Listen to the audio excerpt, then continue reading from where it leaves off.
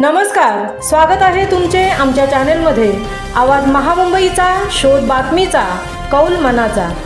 चला तर मग आमचे चॅनेल शेअर करा, लाईक करा आणि सबस्क्राईब करा। धन्यवाद।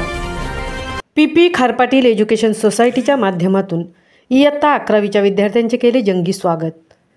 इयत्ता 10वीच्या विद्यार्थ्यांचे कॉलेजमध्ये 11वीत पदार्पण होत असताना संस्था उपसंचालक श्री राजाशेठ खारपाटील यांनी विद्यार्थ्यांना योग्य मार्गदर्शन केले व त्यांचे स्वागत केले।